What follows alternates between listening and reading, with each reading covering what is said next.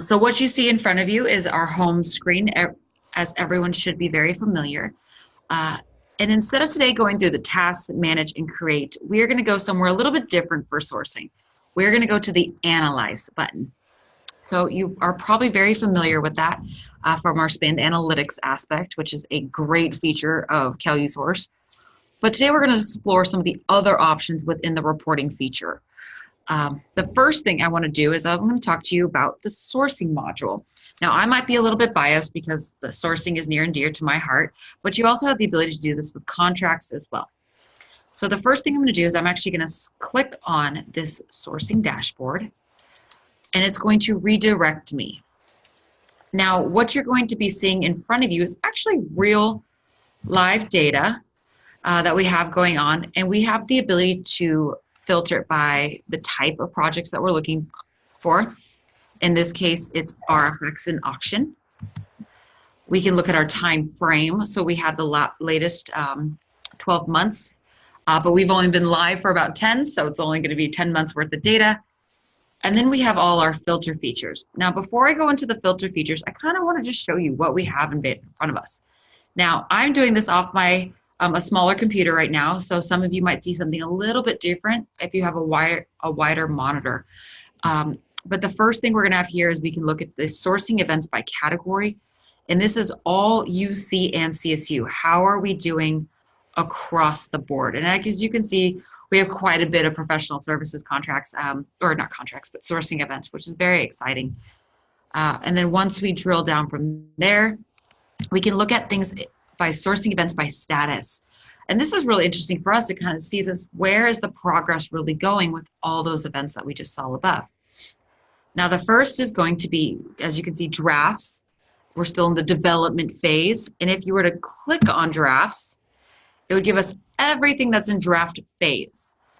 So if you are looking to see kind of what's in the development, you have the ability to do it there. And you just click the back button. What's been published, as in it's out of draft mode, but it's not open to suppliers yet. What's open to suppliers, what has closed, projects that are in the evaluation phase, so to speak, and then the awarding phase. So these are in probably most likely the contract negotiation phase. So they're going through that and what's been awarded and what's been complete. One of the nice things is we can see our top 25 suppliers. And it looks like 7 outsource has been invited or has reached out and tried to participate in at least 70 different RFPs. Deloitte Consulting, the same.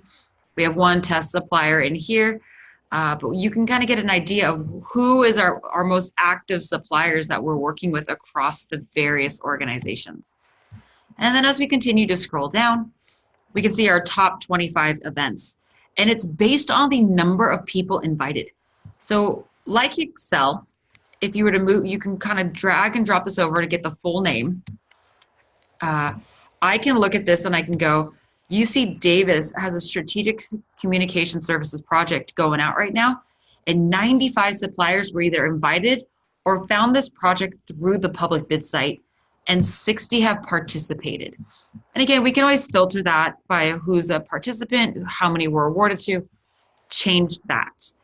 My favorite feature is seeing who our top 25 users are, and we can kind of go, who are the people, if you ever have a question, who are the people to go to, because these are the most active users with the number of authored events. So great information if you're ever kind of in a pinch, these are the people to go to. Now, let's say you are a manager or one of our chief procurement officers, and you're very interested in this dashboard, but you only want to see your campus. So what you would do is you can go to this filter feature right here in the top corner. You click on that, and you would select region. From here, you would hit this plus sign. It looks a little grayed out, I will say that, but you just click on it, go to campuses, and because I saw married with UC San Diego, I'm going to pick on San Diego. So I'm going to click on them and I hit done. And now I can look and get a better dive in what are some of the active projects that they have going on right now. Where can I partner with them? So all these opportunities. And as you can see, that following the naming convention, it's an RFP. It looks like observatory, small, something I'm never going to understand how to use. And what campus? Obviously, UC San Diego. So opportunity for me to collaborate with them. Now let's just say that I don't want to look at it from a campus perspective. I'll just clear all filters. I go back and let's say I want to look at a category. What are the categories going on and who's working on them? So I can go back and let's say I want to do, let's go with health and facilities and maintenance. Select that. I can see that they have 30 active events. And then I can even, if I want to, I can even drill down what's in draft. Is there anything for me to collaborate on here? So again, you could really utilize this reporting feature to kind of help you with collaborations and to see what other people are doing within the sourcing realm. Contracts is one very similar, so you guys will have the ability to play with that. But the other feature that I wanted to show you is, what if you are looking at this analytics world and you're not seeing the report you want? Now, we're all very used to the spend analytical reports that Tim talks to us about on a frequent basis. But what if I need to pull data on my own campus in regards to the projects? What are we working on? Where are we in the status? So you now will have the ability to just go to this reports, select suppliers, and when it loads up, we can start pulling that information and you can see it sourcing, contracts, suppliers. You have the ability to start doing some reports on these features, so something outside of the analytical world. So in this case, I'm going to do RFX. Again, slightly biased. And I'm going to select that. I'm going to go RFX event details. So pretty simple. So as you can see, I have the event name and event number. Now, one of the nice features about CalUSource is I can easily drag and drop things for how I want them to look. Now, let's say, again, we're going to go pick on UC San Diego because they do a great job there. I have their event name, their event numbers, and let's say I wanted to know where they are in the process. So I can just scroll over to all the fields that we capture within the sourcing module. I find event status, drag and drop. It's that simple. Now, again, I want this to be UC San Diego specific. So I'm going to go to my add condition feature. When I select that, I go to this filter on drop down, and I want to filter by, let's find region. Region, let's go with level 3. And here's a list of all of the projects and all of the regions that are available to me. So there's a scroll bar within the scroll bar, so don't be discouraged if you can't see everything right away. Kind of got to go over here to get to it. But I'm going to pick my UC San Diego. I'm going to bring them over, and then I'm going to hit apply. Now, if I don't want to do the scroll feature, I can simply go into the search for and type in what I'm looking for, and it will narrow the list. Again, features very similar to what we're experiencing in analytics. We're just repurposing them from a sourcing perspective or even a contracts perspective if necessary. So I'm going to hit apply. And now my report is going to give me all of the UC San Diego projects or projects that are linked to UC San Diego, and I'm going to get their event status. So if I needed to get just a quick update of what everyone's working on or what they're doing, I can do it this way, and I can always add in more information. So as you probably recall from the training, it's best to add as much information as you can because it's going to just enhance these reports for you down the line. Now let's say I wanted to know who was running each of these reports. So I'm going to grab event author, put their name, and now I can look at everything everyone's doing. And I can see Mary is very busy with all her events and what status she's in. So again, quick, easy status update of what your team is doing, or if you wanted to showcase how hard you guys are working on these projects, how many you have going on, this is a way of doing it. If this is something you want to see on a monthly basis, a weekly basis, you have the ability to create this report and never have to create it again. All you have to do is hit the save button. And one of the nice features about CalUSource is once you hit the save button, and you will always be able to find it in your reports. Again, similar. That feature is very similar across modules in the reporting aspect. So I just hit save. In this case, I'm going to save it to my reports. I'm going to call it event details UCSD, description of projects by author, and status. Then I hit OK. And now instead of having to recreate this report every single time, I can now just go to my reports, and there it is. RFX event details, UC San Diego, projects by author and status. And it will always pull up the latest and greatest detail.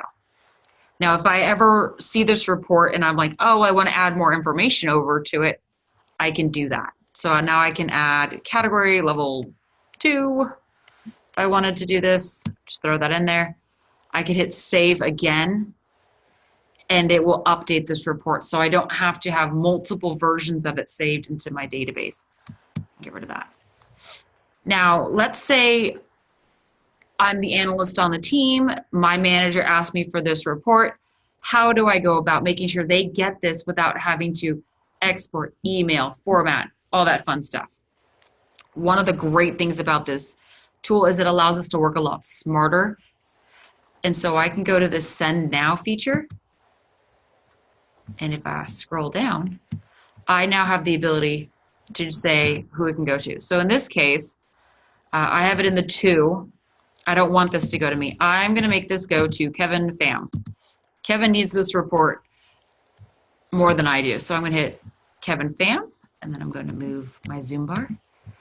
I hit OK when I'm done. Now, notice it's just my name and Kevin's name. If you, let's just say we wanted to add a recipient. Oops. So I could type in Timothy Loomis in this case, and I can add him to my recipients list. So you can add more people as you move forward. And so there he is there, but I'm going to take him out. And then I hit OK. And now Kevin's name is there. The delivery format, I can change it. I want it Excel, compress the content. I can change the name, the subject, the message. This is the report you asked for. Again, simple and easy way of reestablishing. Advanced options. Do you want to, is this very sensitive information? You could do this where it is password protected. I'd have not too many reports we would do that, but that may lean more towards the contract side of the world where you are reporting on things that are a little bit more sensitive. But once I am done, I would hit OK, and this email would go off, and it would go directly to Kevin. I'm going to hit cancel because I don't want to bombard him with this. The other nice feature is the subscribe feature as well. So if I go to my report home, I have a drop down arrow. I can click this. I can click subscribe to email, and I can set up, I believe, here we go.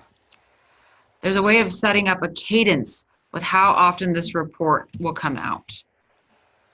So let me see if I remember how to do that. Let me see. Hey, Tim, I know you're on the phone. Would you be able to jump in and talk about the subscription aspect and how you can send it on a cadence basis? Sorry, calling you out on the spot here for a second. He might have stepped away. All right. Well, if that's the case, there's always the good old-fashioned QRGs that you can go to. In this case, it is on our Spend Analytics QRGs. And that subscription area, subscribing, exporting, and sending reports is going to be right there for you to leverage that feature. Let's see. Do I have any questions from the group in regards to the reporting and how you guys can leverage these fields to kind of get a snapshot of what's going on within your own desk or on your campus desk or just in general. We don't have any questions that have come into the chat, but if anybody wants to ask something, you could unmute yourself and you'd be welcome to ask a question. By the way, Sarah, I am here. I was just muted. Oh, I figured that was the case. But yeah, so any questions in regards to how this report works? Again, the sourcing, anything in the analytics department works very similar across the module, whether you're reporting on sourcing, contracts, analytics, all the features are identical in regards to how they report. So again, I really want to reiterate, if you go to our calusource.net website, if you haven't heard about it or seen it yet, this is it. And here, I'll go to the home page. Cannot show off this platform enough. You go to staff, quick reference guides, and you would go down to, oops. Oh, my Zoom thing's in the way. There we go. Spend analytics QRGs. Everything that I talked about today, you're going to be able to find how to do within these features as well.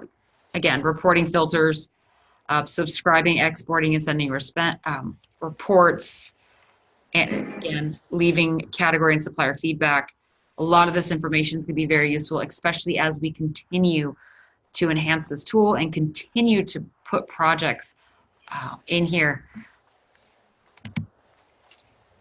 So with that being said, I know this was a very short webinar in comparison to some of the other ones that we've done, but this is one of those diamond in the rough features that we don't get to talk about too often. So I would love for everyone to kind of go in and play with this analytics area, both on the sourcing and contract side and the analytics side. With that being said, thank you for attending the reporting webinar. I will stay on the line for a couple more minutes if anyone has any questions. Questions, anyone? Feel free to unmute yourself. I don't have anything in the chat box, so it may just be self-explanatory in this case. Anyone?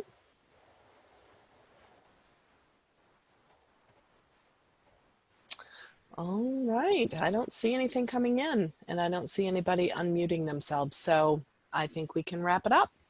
All right. Thank you, everybody, for spending this short meeting with us, but I hope you were able to learn a lot from it. Great. Thanks, Sarah.